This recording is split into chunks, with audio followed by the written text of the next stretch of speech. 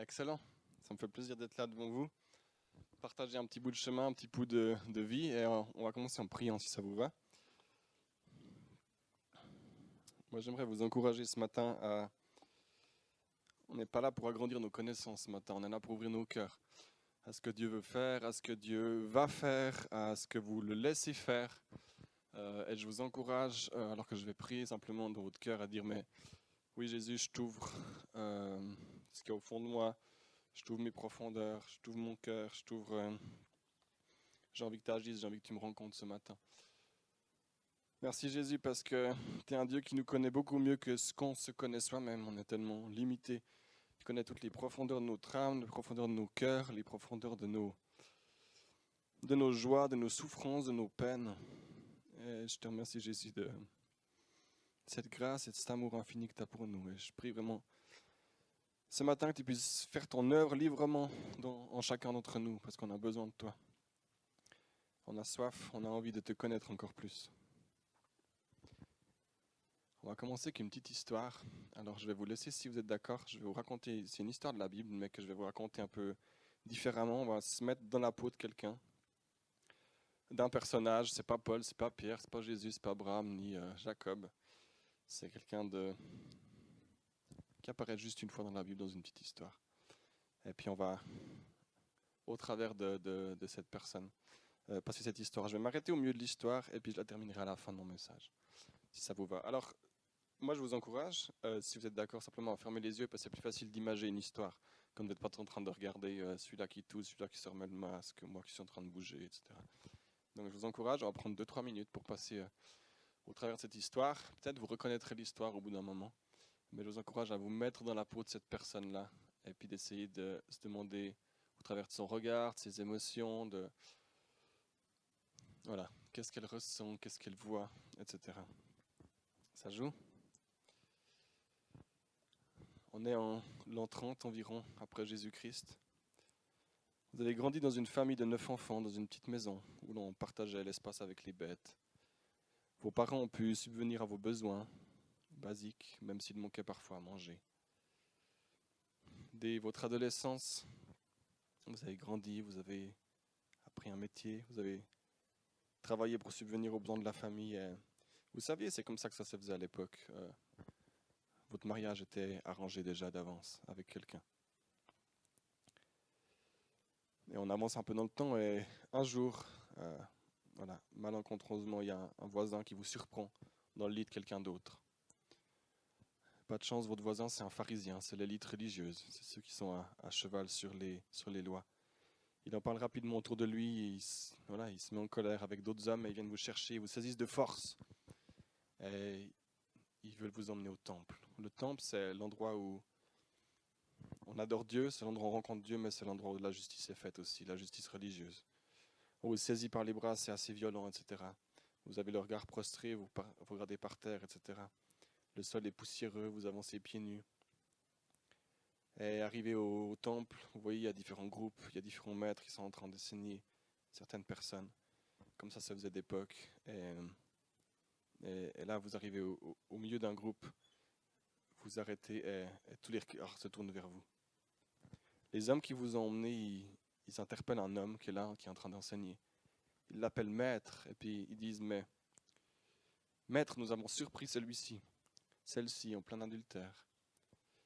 La loi de Moïse nous recommande de lapider de telles personnes. Et toi, qu'en dis-tu ? Alors avant qu'on fasse une pause dans cette histoire, moi j'aimerais que vous vous demandiez comment vous vous sentez là. Comment est-ce qu'on se sent avec tous ces regards tournés sur nous ? On vient de fauter. Qu'est-ce qui se passe au fond de nous ? Qu'est-ce qu'on a envie de faire ? Moi, ce que je ressens, c'est que j'aimerais juste pouvoir revenir en arrière. J'aimerais pouvoir juste me cacher, disparaître, ne plus exister pendant un instant. On se sent terriblement humilié. Voilà, on va faire une petite pause dans l'histoire, puis on va continuer à la fin. Alors, qu'est-ce qu'on va discuter ce matin ? David a vendu la mèche sur Ficus. Pour ceux qui sont sur Ficus, on va discuter de honte. On aurait pu vous dire, ouais, Jérémy, franchement, tu aurais pu nous parler de miracles, la gloire de Dieu, etc. Ben, en fait, dans nos propres hontes et dans nos propres souffrances, c'est les meilleurs endroits dans lesquels Dieu fait des miracles et il manifeste sa gloire. Alors on va avancer, je vais vous raconter des histoires personnelles et je vous encourage à simplement écouter la voix de l'Esprit aussi dans votre cœur, savoir qu'est-ce que Dieu veut faire avec vous ce matin. Qu'est-ce qu'il veut faire en vous? C'est un bon Père et puis il prend soin de nous. Et il est profondément intéressé à ce qui se passe en nous. Cool, Alors on va définir un petit peu, je m'excuse, j'écris un peu petit, je vais lire. Alors j'ai réalisé ça ce matin, etc. C'est magnifique sur mon écran, mais en fait, quand on est au fond de l'église, ça le fait un peu moins. Alors, qu'est-ce que la honte? On va commencer par définir un petit peu qu'est-ce que la honte. Carl Jung, il nous dit l'émotion, c'est une émotion qui nous ronge l'âme, qui nous ronge de l'intérieur. Okay? La honte, c'est un soul eating emotion en anglais. C'est un truc, ça te bouffe à l'intérieur. Hein? C'est un sentiment d'abaissement, d'humiliation qui résulte d'une atteinte à l'honneur, à la dignité. La honte, elle vient dire sur toi, t'es pas digne, t'es pas important, t'es pas aimé, t'as pas de valeur. C'est une question d'identité, c'est pas une question de comportement. Et là, j'aimerais faire un point, on va ouvrir une toute petite parenthèse, c'est très important. La bonne culpabilité, elle nous rapproche de Dieu. La bonne culpabilité, elle vient nous dire, là, mon ami, t'as fauté. Là, il y a eu un bug. Elle nous rapproche des autres aussi, dans ma relation avec ma femme, par exemple. Là, tu as blessé ta femme. Là, tu as été excessif avec tes enfants, dans la manière de te comporter.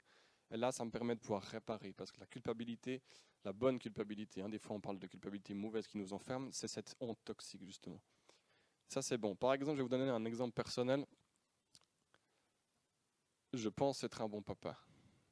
Et je pense que dans mon identité, je peux me définir comme un bon père. Ce n'est pas pour me vanter, mais je pense qu'on est bon dans plein de choses. Je pense être un bon papa. Après, il m'arrive à des fois, moi, de m'énerver, voilà, de casser des limites. Des fois, je suis fatigué et autres. Et des fois, voilà, j'ai peut-être des mots, j'ai des gestes, j'ai des choses qui ne sont pas en adéquation avec ce que j'aimerais pour mes enfants. Dans ce cadre-là, je pense que là, je peux me repentir de mon acte, mais ça ne change pas ma profonde identité, qui est celle d'être un bon père. C'est la même chose entre la culpabilité, elle parle de nos actes, et puis la honte, elle vient se coller sur notre identité, sur qui on est, sur ce qu'on fait, sur ce qu'on est. Et ça, c'est très important de comprendre. Quand Dieu vous rappelle avec quelque chose, vous sentez que vous n'êtes pas en paix sur quelque chose, c'est un bon père, il veut le bien. Hein. On dit que c'est la bonté de Dieu qui nous pousse à la repentance. C'est pour les bonnes choses. Mais quand il y a sur notre identité, ça vient t'es mauvais, t'es indigne, t'es que ça, etc. Ça vient pas de Dieu. Et ça vient de la honte, qu'on appelle la honte toxique. Parenthèse terminée. Un point important, je pense, à comprendre. C'est une souffrance ou expérience qui nous amène à penser que nous sommes indignes d'être aimés, insuffisants, fondamentalement mauvais, déficients. C'est vrai qu'il n'y a pas grand monde, si je dis maintenant qui se reconnaît, youhou, c'est moi. Hein, il n'y a pas grand monde qui va dire ça, mais des fois dans les pensées profondes qu'on a sur nous-mêmes, on serait étonné de savoir qu'est-ce qu'il y a. Et ça, c'était... Voilà, on va comprendre un petit peu les fonctionnements de la honte tout à l'heure, comment ces choses sont développées, comment on peut en arriver là. Et la honte, c'est Brené Brown qui dit ça. Il y a un très bon livre là-dessus sur la honte, justement. Ce n'est pas un sujet d'étude dont beaucoup se targuent de dire j'étudie la honte, mais il y en a qui le font. Elle dit que la honte se définit énormément dans le regard des autres. Le regard des autres, mais le regard de soi-même aussi. Et puis, en tant que chrétien, je pense dans le regard qu'on croit percevoir de Dieu parfois. Et je pense que parfois, on a plus certains points de notre théologie, de notre vision du monde ou de notre vision de Dieu, et pas forcément la vision de ce que Dieu est. Et ça nous amène dans des schémas de honte où on pense que Dieu peut-être pense du mal de nous, de nos actions, etc. Ça, c'est important. Puis je pense qu'on développera un peu plus dimanche prochain ce point-là aussi. C'est toi qui... Voilà, on n'a pas réussi à terminer en fait ce matin de ce qu'on voulait dire. Et puis je pense qu'on va faire les choses en deux étapes. Comme ça, on pourra aller encore un bout dimanche prochain. Cool. Alors pourquoi on... J'ai pas envie de stresser parce que je pense qu'il y a des points importants, puis il y a des bonnes choses. Et puis du coup... on va essayer de respecter le timing, de vivre ce qui arrive ce matin, puis on pourra prendre encore un autre bout la semaine prochaine. Alors pourquoi on parle de honte? Parenthèse. Quand ma femme elle me dit oui, je pense que c'est juste, je dis ok. C'est souvent comme ça, je dis pas oui, ok, peut-être, etc. Ma femme elle me dit avant, ouais non, je pense que c'est bien que dimanche prochain. Parce qu'on était censé avoir une autre date, mais j'ai réalisé que je pouvais pas. Parenthèse terminée. Marie, écoutez vos femmes. Pourquoi parler de honte pour mieux connaître Dieu? Alors là, c'est pas très logique, Jérémie, ton raisonnement. Comme je le disais tout à l'heure, souvent c'est là qu'on rencontre Dieu. J'aime bien Philippiens 6, c'est mon auteur préféré, j'en parlerai la semaine prochaine. La lumière ne pénètre qu'à travers les fissures. Et s'il y a pas comment tu veux connaître le Dieu de la guérison, celui qui te guérit, si tu n'as pas des blessures, si tu n'as pas des brisures au fond de toi, tu vas pas le rencontrer, ce Dieu-là. Et c'est souvent dans les endroits où on a les plus grands manquements, les plus grandes souffrances, etc., qu'on rencontre la plus grande plénitude de Dieu. Et ça, je pense que c'est vraiment important. Et c'est là qu'on se rend compte aussi que Dieu nous connaît encore bien mieux que ce qu'on se connaît soi-même. Donc Dieu se révèle là justement où il y a des peines, il y a de la douleur, il y a des souffrances, etc. C'est un thème profondément biblique. Des Adam, qu'est-ce qu'ils ont été se faire avec Ève? Ils ont été se rafistoler un truc, des feuilles de vigne, pour se cacher. Ils ont été se cacher, puis Dieu a commencé à les chercher. Est-ce que vous êtes où? Vous êtes où? Etc. Et des fois, quand on est dans des schémas de monde, on fait la même chose, on va se cacher de Dieu. Puis Dieu vient. Tu es où? Tu es où? Tu es où?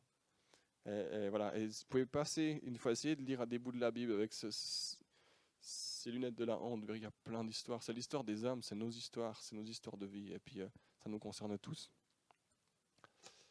La honte, ça nous empêche d'évoluer, ça nous empêche de grandir. Et puis là, en tant que chrétien, on est appelé à la maturité en Christ. On est appelé à grandir, on est appelé à évoluer, on est appelé à se construire, on est appelé à voir de plus en plus Jésus qui vit en nous.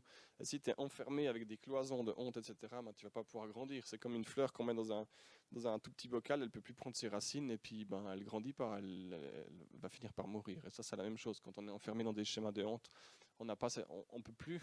C'est comme c'est comme des portes fermées qui nous empêchent de pouvoir grandir, d'aller plus loin. Nous ne pouvons pas grandir quand nous vivons dans la honte, et là, la honte ne nous fait pas grandir. Ce n'est pas un bon modèle éducatif. Ça, c'est très important. Et pourquoi on en parle? Parce que je suis un expert et je suis devant vous ce matin. Alors, je n'ai pas de doctorat en sciences de la honte, ça n'existe pas. Je n'ai pas fait un travail sur la honte, plus que tout ce que j'ai lu, ce qu'on a vécu, ce qu'on a étudié en Nouvelle-Zélande, etc. Mais parce que j'ai aussi mes histoires de honte et je pense qu'on les a tous. Alors, je vais vous raconter une première petite histoire pour vous expliquer un peu les schémas qui se passent. Je pense que j'avais 14 ans environ, je faisais de l'athlétisme, au Lausanne Sport Athlétisme. Je suis un Lausannois à la base, c'est là que j'ai rencontré les Blanchards d'ailleurs. Et puis, je faisais pas mal de courses, je courais assez vite, j'étais pas dans les meilleurs, mais je courais pas mal. Et puis à la gym, avec les autres de ma classe, etc., je pense qu'on avait un 12 minutes, je me rappelle pas bien. Vous savez, ces tests qu'on fait pour calculer l'endurance, etc. J'étais tout fier, j'ai mis ma liquette du Lausanne Sport, etc., bleu, blanc, etc., j'étais prêt à courir, etc. Et je me rappelle toujours ce moment où ils sont venus à plusieurs, puis me dire, mais en fait, je sais pas pourquoi, on a commencé à parler de force dans les bras, de bras de fer, etc. Et puis, c'était peut-être par jalousie, parce que je courais plus vite que je sais pas. Puis dire, ah, mais de toute façon, si tu fais un bras de fer, tu vas perdre contre tout le monde, et puis, etc. Et puis, pendant un temps, plusieurs de mes copains, qui étaient aussi des potes, mais ils m'appelaient 2D en fait. 2D pour deux dimensions, parce que ça a un peu changé depuis, mais David m'a fait une remarque il y a 2 ans, j'ai recommencé à courir. Mais on m'appelait 2D en fait. Puis au fond, le message qu'on comprend quand on est avec des éponges, qu'on est adolescent, etc., c'est quoi? C'était faible en fait. Et la réaction qui se passe là-dedans, c'est quoi? Je vais vous montrer si je suis faible. Donc après, quand on faisait nos tours de terrain, etc., à chaque fois j'en passais un, je dis, aide dans ta gueule, aide dans ta gueule, tu vois? Vous comprenez le système? Vous comprenez comment ça fonctionne? Mais ça, c'est hyper malsain en fait, parce que ça veut dire que ma valeur et ma force, je la prends de mes performances et dans le fait d'écraser les gens. Et quand Jésus t'appelle à aimer pleinement, quand il t'appelle tu ne peux pas avoir ce genre de schéma. C'est un schéma pourri, c'est un schéma qui pourrit tes relations en fait. Parce que les gens ont toujours l'impression que tu veux faire mieux qu'eux, ils ont toujours l'impression que tu sais mieux qu'eux, ils ont toujours l'impression que tu vas... Voilà, etc. Et puis en fait, ça crée pas des ponts, ça crée des fossés exactement. Voilà, c'est une première histoire. Et je pense que beaucoup d'entre nous, on a ces histoires aussi de ce type de vécu, quand on était aussi dans notre enfance, notre adolescence, où des fois il y a des choses qu'on a pu vivre, des humiliations publiques, des professeurs qui nous ont pédagogiquement très mal remis en place devant toute la classe, ce genre de choses. Alors, je pense qu'on a tous des histoires à partager. Voilà, ça c'est une première petite histoire que je voulais vous dire. Et puis la deuxième raison, c'est que vous aussi, vous êtes des experts. Parce qu'on a fait un petit sondage. Je suis désolé, vous n'arrivez pas à lire. Il y a 39 personnes qui ont répondu au sondage, je vous remercie énormément. je vais passer rapidement au travers des réponses. En fait, c'est tout des fruits, on peut appeler ça des fruits de schémas de honte, de schémas de pensée basés sur la honte. Donc, je ne vais pas m'arrêter sur tous parce que ce n'est pas possible. Et puis, je vais vous les lire et on va avancer comme ça. Un des premiers, c'est « J'ai peur que les autres apprennent à me connaître tel que je suis ». Pourquoi? Parce que s'ils savaient vraiment ce qu'il y avait en moi et ce qui se passait en moi, j'ai juste pas envie. Voilà, j'ai juste pas envie. J'ai trop honte de ce qui peut se passer en moi, peut-être de mes émotions, de mes pensées ou autres. Je me sens parfois inutile, impuissant. J'ai de la peine à dire non, pas savoir mettre des limites, parce que si je dis non aux autres, qu'est-ce qu'ils vont penser de moi, par exemple. Je lutte avec le perfectionnisme. Là, je vais m'arrêter une seconde parce qu'il y a la moitié des gens qui ont répondu au sondage dans cette église qui ont dit qu'ils luttaient avec le perfectionnisme. Le perfectionnisme, je vous lis juste une chose, j'ai trouvé sur un site psychologique. Perfectionnisme. Des troubles de santé font fréquemment leur apparition. Les perfectionnistes présentent souvent des symptômes dépressifs. Plus rien ne les satisfait. Ils se retirent et ne sont plus intéressés à rencontrer des gens. Leur objectif n'étant jamais atteint parce que trop élevé, ils n'arrivent pas à développer leur confiance en eux. En fait, c'est aussi un schéma basé sur la honte parce qu'on veut. Si c'est pas parfait, on pourra jamais le présenter. On sera dans le regard qu'on a de nous-mêmes ou des autres, on se dit mais qu'est-ce qui va se passer si je présente, si je fais quelque chose qui n'est pas parfait. Du coup, on ne le fait jamais. C'est très différent de l'excellence. On avance. J'ai peur de faire des erreurs. J'ai besoin d'avoir du succès pour me sentir accepté. Ça, c'était totalement moi. C'est encore des fois, c'est toujours quelque chose avec lequel on lutte. J'ai peur que l'on se moque de moi. Je repense souvent à mes erreurs du passé. J'ai peur de me donner pleinement dans mes relations. Ça, c'est chaud aussi. Quand vous êtes marié, que vous avez des enfants et tout, si vous ne pouvez pas vous ouvrir pleinement dans ce que vous êtes, c'est quand même un gros challenge. J'explose facilement quand je suis fâché. La honte, non, la colère, pardon, je me mélange. La colère, on dit qu'en anglais c'est un sting finder. C'est une manière de trouver la puanteur, là où ça pue. Donc, alors attention, il y a la bonne colère, il y a la saine colère. Elle est très importante. Il est important pour exprimer ses émotions et pour exprimer la colère. Mais quand la colère, elle est immaîtrisée, etc., puis qu'on ne peut pas la gérer, il y a souvent quelque chose qui pue derrière. Et c'est important de se demander à Dieu. Et puis des fois, peut-être le chemin, ça pourra prendre un temps de prière où Jésus, boum, il vient révéler, il vient libérer. Peut-être que des fois, le chemin, c'est un chemin de 6, de 10 ans. On doit lutter. On a eu des témoignages en Nouvelle-Zélande.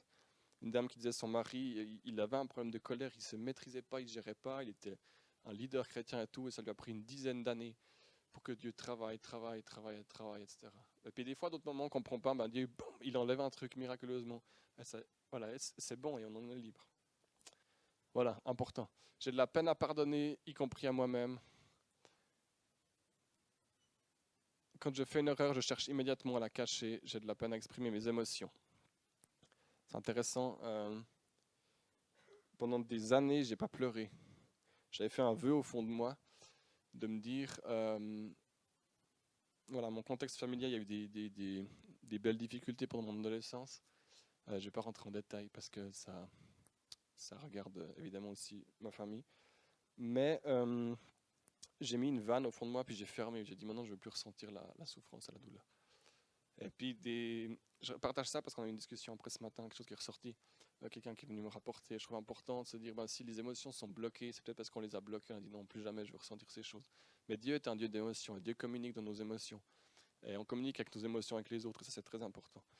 Et puis, je pense autour de mes 20-22 ans, on a prié une fois avec mes responsables de groupe de jeunes, puis il m'a raconté son histoire. Il a dit, mais moi j'avais fait un vœu intérieur, plus jamais je ne pleurerai. Et moi, j'avais fait la même chose, mais sans m'en rendre compte, en fait. J'ai délié ça, et j'ai pleuré la moitié de mon mariage. Je fais que de chialer. J'ai chialé devant 2000 personnes à Wuhan. Voilà. Mais il n'y a pas d'honte à laisser exprimer ses émotions, parce que ça nous rend vulnérables, ça nous rend vrais, et puis ça touche aussi autour de nous. Et ça nous laisse nous toucher par les situations, ça nous laisse avoir de la compassion, etc. Donc, très important.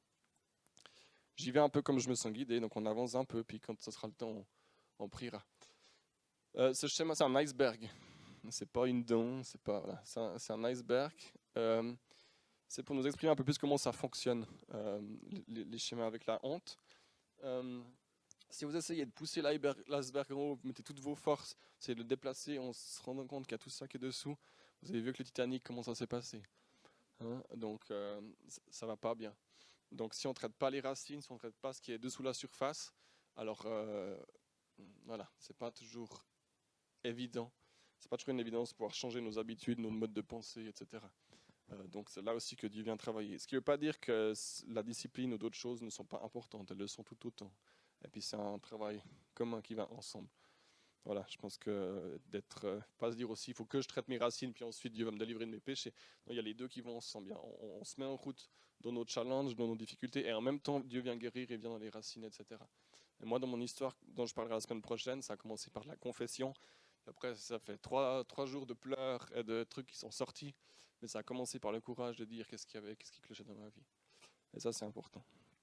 Donc des fois, Dieu commence par en haut, des fois, il commence par en bas, et voilà, il travaille avec nous de manière différente.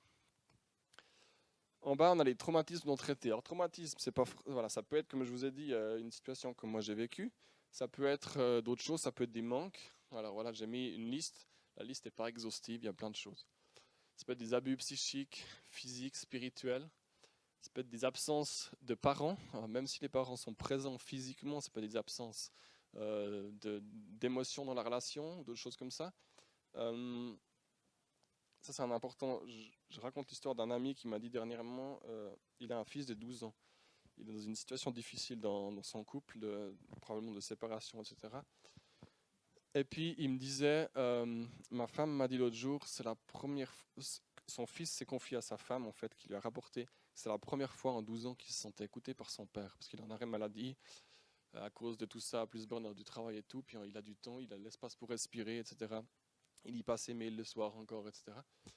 Et puis, je voyais la joie en lui, etc. Mais je me dis, mais en même temps, cet enfant, ça veut dire qu'il ne s'est pas senti écouté par son père, qui était là pour l'affirmer dans son identité, pour l'écouter, pour le comprendre pendant les 11 premières années de sa vie. Peut-être c'est un tout petit peu caricatural, mais c'est quand même ce que l'enfant a exprimé. Donc on peut avoir des parents présents, mais qui en fait ne laissent pas la place à ce qu'on puisse s'exprimer. Où il y a un manque de bénédiction, il y a un manque de mon fils, ma fille, je t'aime, tu es magnifique, tu es précieux, etc.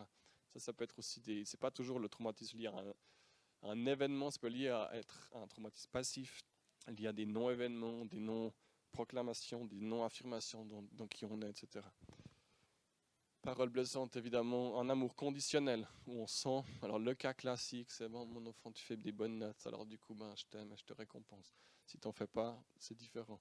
Moi, j'avais des potes à l'athlétisme où mes parents étaient assez décontractés pour ça, mais ils gueulaient au bord du terrain comme si c'était leur vie qui était en jeu. Et ça donnait à pleurer. Parce que tu t'es encore fait battre par celui-là, etc. Mais public, humiliation publique devant tout le monde en criant pour dire aux gamins, mais en fait, putain, il t'a encore dépassé. Pardon, mais c'était comme ça. Il t'a encore dépassé dans cette foutue dernière ligne droite, quoi, sur ton 1000 mètres, quoi. Imaginez le gamin, vous avez le père qui gueule, qui met toutes ses tripes à humilier son fils en public. Amour conditionnel. Autant qu'adulte, ça peut être aussi des faillites, des licenciements, des chocs émotionnels comme ça, qui viennent remettre profondément en question qui on est. Hein. C'est aussi important. Ça peut être des maladies physiques, maladies psychiques. Ça peut être des moments où les émotions ne sont pas accueillies. Tu vas quand même pas pleurer pour ça, mais tu es quand même un grand garçon. Les garçons, ils pleurent pas pour ça. Ça, c'est des choses qui se disent encore dans beaucoup de familles. Alors j'espère que la plupart d'entre nous vont être protégés de ce genre de choses. Ça peut être des secrets de famille, des secrets personnels aussi. Il y a une parole qui a été reçue aussi par le team guérison, qu'il y a peut-être quelqu'un ou une, deux personnes, je ne sais pas, qui ont des lourds secrets qu'ils portent. Et si tu veux, pour avoir une percée de Dieu dans ta vie, c'est important que tu déposes ces secrets, que ça ne reste pas des secrets. Ça puisse être des choses, tu puisses les partager à quelqu'un de confiance. Je pense que c'est très important, peu importe quelles soient les conséquences, mais je pense que c'est très important parce que tu frappes toujours à la même porte, tu es complètement bloqué dans cette situation. Donc si tu te reconnais, n'hésite pas à t'approcher d'un leader aussi, ou une autre fois dans ces prochains jours, dire mais moi j'ai des choses à déposer, c'est trop lourd. En fait, je vis avec, voilà. Même si c'est des choses honteuses, même si c'est des choses qui ne devraient pas être faites, même si c'est des choses qui, voilà, viens, ose. Le courage, la définition du courage à la base, c'est d'oser être qui on est vraiment, oser d'être vulnérable en fait. C'est là la racine d'où vient le mot courage. Donc ayez ce courage. L'humiliation publique, on en a parlé, se sentir rejeté, ça peut être dans des histoires de couple, ça peut être en tant qu'enfant aussi. Si bon, on est rejeté Voilà, on se sent rejeté par l'autre, en fait, avec qui on avait, par exemple, fait une alliance. Et ça peut marquer, ça peut être des traumatismes aussi. Il y en a des tonnes. Ma seule prière, c'est que Dieu montre qu'est-ce qu'il a envie de faire en nous, en chacun d'entre nous, maintenant. Hein, on ne peut pas tout attaquer et tout faire les choses tout en même temps, mais Dieu, il a un agenda et il travaille les choses les unes après les autres, dans les bons moments, et on peut lui faire confiance pour ça.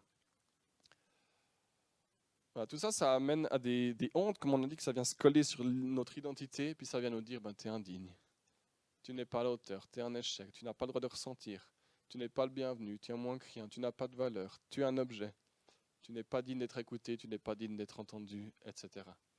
Et puis le gros challenge, c'est qu'ensuite, ces mensonges qu'on porte sur nos vies, elles portent des fruits, ça porte des fruits. Parce que si tu n'as pas si t'as pas le droit, au fond de toi, tu as ce mensonge, tu dis, bah, j'ai pas la possibilité d'être entendu, comment est-ce que tu vas vivre tes relations? J'ai pas la possibilité d'être écouté. Puis les relations, c'est l'essence de la vie, c'est l'essence de ce que Dieu nous appelle à vivre avec lui, avec les autres. Et ça, c'est très important. Si tu n'as pas de valeur, tu vas simplement agir comme quelqu'un qui n'a pas de valeur. Il y a ces gens, je ne sais pas si vous avez déjà perçu, il y a des gens, ils sentent le rejet, mais à 10 km. À peine, tu ne peux pas effleurer rien, pas faire une remarque, parler, qu'il y a, voilà, il y a déjà le rejet qui est tellement fort sur leur identité que peu importe qu'ils lèvent le petit doigt ou que tu bouges un pied, ils vont se sentir rejetés. Parce que voilà, et ça, c'est tellement handicapant, dans la vie, dans ta relation avec Dieu, dans ta relation avec les autres, dans ta vie professionnelle, etc. Et Dieu veut nous libérer de ce type de schéma. Puis tout ça, ça porte du fruit, comme on a dit. Ça peut être le perfectionnisme, on en a parlé, ça peut être des addictions, peur d'être connu, peur du succès, de l'échec. C'est difficile de vivre sa vie chrétienne si tu veux apprendre à partager ta foi, mais tu as peur de chaque fois de te faire remettre à ta place, tu as peur de l'échec, tu as peur qu'on te dise non, tu as peur. Voilà, c'est quand même difficile de la vivre. Peur du rejet, de l'abandon, incapacité à dire non, difficulté à se repentir, admettre qu'on a fait faux. Ben oui, parce qu'on ne peut pas admettre qu'on a fait faux, ça diminuerait notre propre estime de nous-mêmes. Comprenez? Incapacité à accueillir la grâce de Dieu aussi, faire par ses propres forces du coup, peur d'être inutile, un esprit de performance exacerbé, typiquement comme moi, j'ai développé au fil du temps, me dire toujours je veux être le meilleur, je veux battre, je veux gagner, etc.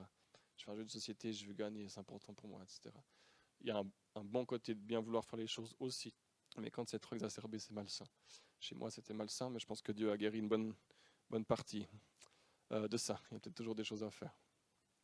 Ça, c'est pourquoi je vous explique ça, c'est parce que moi, quand j'ai commencé à comprendre ça, et j'ai beau avoir fait des études de pasteur, 1500 trucs, etc., j'ai compris ça il y a 2-3 ans en arrière, quand on était en Nouvelle-Zélande, et j'ai compris que tout s'imbriquait. Et puis des fois, on a tellement honte juste par rapport à certaines de nos habitudes, certaines de nos manières de faire. En fait, on ne comprend pas qu'il y a des racines et des choses qui sont liées dedans. Et c'est pas pour dire ah ben c'est bon, continue à vivre comme tu vis, c'est pas ça. C'est pas un dédouanement, mais c'est pour dire les choses vont plus profondes. En fait, on est dans un monde qui est déchu. Ça veut dire qu'il y a certaines choses qu'on hérite de génération en génération, il y a certaines choses qui sont dans nos climats familiaux qui font qu'on grandit d'une telle manière ou autre. Et puis c'est ça qui finalement nous amène dans des habitudes, des schémas de pensée, etc.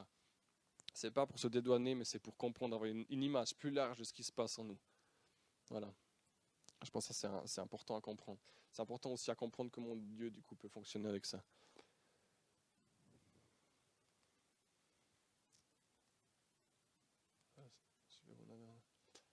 On,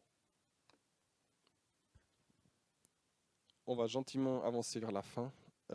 Tout ça pour dire que on a la chance d'avoir Jésus. Ça, c'est un cadeau. Et puis moi, j'ai 2 bonnes nouvelles ce matin que je voulais exprimer avec vous. La première, c'est que Jésus peut comprendre. Je ne sais pas si vous avez déjà bien lu entre les lignes des fois, mais genre dès Luc 4, dans l'évangile de Luc, c'est marqué que les gens essayaient de le précipiter dans une falaise. Hein. Donc imaginez dans sa ville, là où il était, il prêchait, puis il sort le livre d'Ésaïe, puis il dit, mais voici l'onction du Seigneur est sur moi. Il termine, ils sont tous furieux, ils ont envie de le balancer en bas d'une falaise. Donc imaginez déjà, il a vécu le rejet de ses propres, de ses siens, des fois de ses frères et sœurs. C'est marqué que sa parole n'était pas accueillie d'où il venait, etc. Ce qu'il avait à dire, il n'était pas écouté. Et puis après, il y a évidemment l'épisode de la croix, sa mort, son humiliation publique, etc.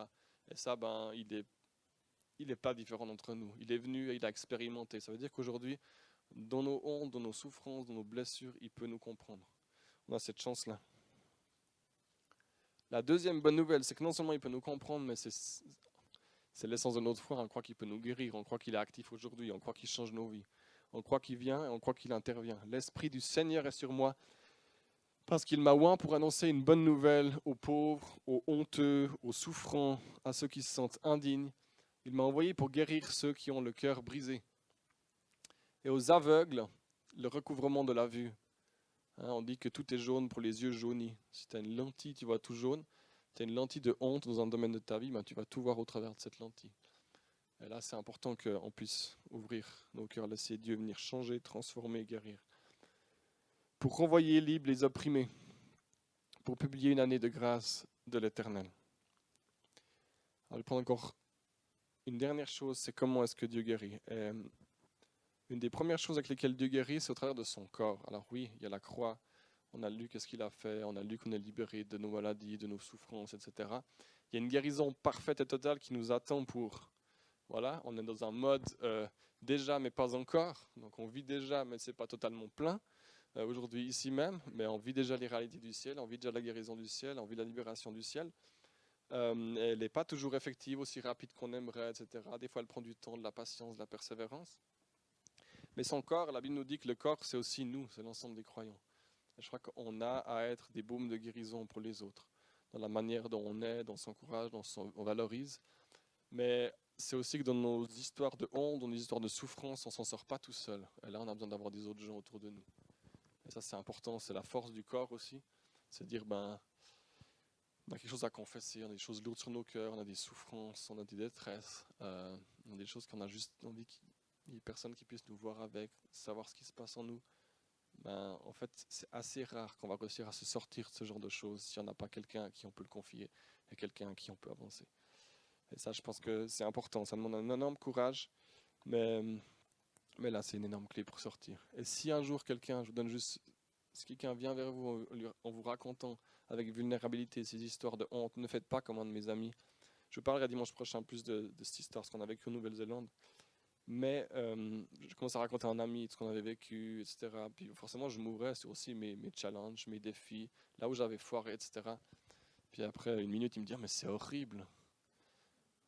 Ben, voilà, vous ne racontez pas la suite. Hein. Donc voilà. Donc si un jour quelqu'un vient se confier dans ses peines, dans ses souffrances, dans ses hontes, dans ses péchés, la meilleure question à poser, mais est-ce qu'il y a d'autres choses que tu aimerais me dire? Est-ce qu'il y a d'autres choses que tu aimerais déposer? Est-ce qu'il y a d'autres choses qui te pèsent, qui sont lourdes, qui sont difficiles pour toi, que tu as mal vécu, tu as foiré ou autre? Je pense que ça, c'est une meilleure question. La deuxième manière dont Jésus guérit, c'est au travers de ses mots. C'est sa parole, évidemment. Sa parole qui... Il peut y avoir des paroles. Hein. Tu es une créature merveilleuse dans Jérémie 29, je ne sais plus combien. Enfin, toutes ces paroles de la Bible qui nous affirment, donc, qui en est de notre identité. Puis aussi la parole révélée, à des moments où Dieu nous parle, dans des moments de prière ou autres. Et moi, une des choses que Dieu m'a donné quand j'étais en Nouvelle-Zélande, c'était le mot compagnon. Tu es mon compagnon, on marche ensemble sur la route. Et je marche maintenant avec cette idée de compagnon de Jésus. Hein, comme ces deux gaillards sur le chemin d'Emmaüs, là, ils marchent avec Jésus, ils leur expliquent, on parle en avançant, etc. C'est un truc qui est venu se fonder dans mon identité. Dieu a pu poser dans ma vie aussi, justement, je parlais d'être père, me dire, mais voilà, j'ai reçu quelqu'un qui priait pour moi, dire, mais Dieu te montre comme tu es un bon père pour tes enfants. Et puis, tu as un truc qui s'établit dans ce que Dieu donne, etc. Et voilà, ça te permet d'avancer avec courage, avec foi. Et la troisième chose, c'est son regard. On dit que le regard, c'est l'ouverture de l'âme, ou je ne sais plus comment, il y a une citation célèbre là-dessus. C'est à travers du regard qu'on pénètre aussi dans ce qu'il y a dans l'âme. Et je crois que Dieu veut pouvoir poser son regard sur nos vies, sur ta vie, d'une manière nouvelle aussi. Moi, souvent dans mes temps de prière, quand je prie, je dis, mais Jésus, montre-moi la manière dont tu vois les situations, les choses, mais dont tu me vois aussi. Quel est ton regard sur moi? Son regard est parfois différent de celui qu'on s'imagine que Dieu a pour nous. Et là, c'est important de laisser aussi nos modes de pensée, nos schémas et nos idées préconçues. Ça va jusqu'ici? Cool. On continuera un bout un peu de manière différente la prochaine fois, mais je pense que c'est bon qu'on passe à un temps de prière. Il y a peut-être des choses qu'on fait tilt chez vous, soit au travers des histoires que j'ai racontées ou d'autres choses. Je dis, là, il y a des points noirs dans ma vie, il y a des choses pas réglées et tout. Donc moi, je vais continuer l'histoire que j'ai commencé au début. Et puis, je vous encourage à personnifier, entre guillemets, cette histoire avec vous-même, avec qui vous êtes. D'accord? Mais on va le faire au travers de cette histoire. L'histoire, elle ne se termine pas là avec l'accusation devant Jésus, vous allez voir. Ça marche. Et puis on va mettre un peu de musique si vous êtes prêts à la technique pour mettre le chant. Même quand je prie, on peut déjà le lancer.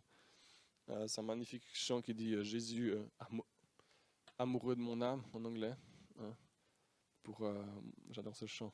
Et puis en plus avec cette voix d'homme qui vibre comme ça sur ce chant, je sens cette présence de Dieu aussi qui tombe sur nous, qui descend sur nous. Donc on va prendre ce temps pour prier simplement, puis d'abord je vais finir cette histoire, je vous encourage. Si vous voulez, sentez-vous libre, mais à juste fermer les yeux pour pouvoir imager cette histoire. Et puis ensuite on va directement prier. À la fin de ma prière, on va ouvrir un temps, peut-être encore un truc un peu organisationnel, on va ouvrir un temps de prière pour ceux qui ont envie de vous approcher. Il y aura plusieurs leaders qui seront là devant. N'hésitez pas à vous approcher. C'est quelque chose qui a fait tilt ce matin, qui a tapé dans le cœur. Repartez pas avec. Si vous avez besoin de dire quelque chose, de dire mais là il y a un truc, je suis blessé, je suis heurté, il y a un truc, j'ai besoin de confesser. Venez, osez, et on peut volontiers en discuter. Et puis sentez-vous libre aussi de passer vers la phase, vers l'endroit accueil où on va pour aller signer si vous en avez envie. Donc on va laisser un peu un temps, finir un peu en douceur comme ça, avec la musique, dans la présence de Dieu, puis chacun se sentira libre d'aller selon ce qui ressent dans son cœur. Voilà. On va reprendre l'histoire. Vous vous rappelez, ils sont arrivés là, on est amenés devant cet homme. Il y a une foule autour de nous, il y a des doigts pointeurs, il y a de l'accusation. Et en fait, cet homme qui est là, il répond rien. Il prend son temps, il interpelle la foule par son regard. Bizarrement, il se baisse par terre et il commence à écrire sur le sol. Et là, vous vous demandez, mais qu'est-ce qu'il écrit ? Avarice, envie, jalousie, mensonge, hypocrisie, injustice, médisance, critique, jugement, haine, etc. Ça prend quelques minutes, ça prend du temps. Jésus, il n'est pas pressé avec nous. Et il se relève tranquillement, il interpelle la foule d'une manière calme, d'une manière paisible. Et il dit juste, mais que celui qui n'a jamais péché lui jette la première pierre. Là, du plus vieux au plus jeune, gentiment, il commence à sortir et il voit qu'est-ce qui est écrit. Il dit, ah ouais, ça c'est moi aussi. Ça c'est moi aussi. Ça c'est moi. Et là, gentiment, il n'y a plus personne, ils sont tous partis, il n'y a personne qui a lancé de pierre. Et la Bible nous dit que Jésus continue à écrire. Il écrit devant toi. Puis là, il écrit, mais je ne te condamne pas. Tu es aimé, tu es précieux. Dieu t'aime d'un amour inconditionnel. Tu as une valeur incroyable à ses yeux. Puis il lui fait une promesse. C'est vrai que nous, quand on la lit dans la Bible, c'est un petit peu Dieu ne te condamne pas, va, pêche plus. Moi, je crois à la profondeur du regard de Jésus. Il s'est relevé, il a commencé à regarder cette personne. Il l'appelle par son nom. Et puis il lui donne une promesse. Il a dit, mon regard te guérit. Et parce que tu es guéri, tu ne pécheras plus.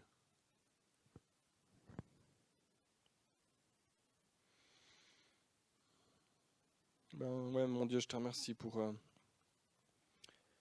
ta bonté, pour ta grâce. Je te remercie parce que tu es un Dieu intime. On parle de toi comme un Dieu personnel.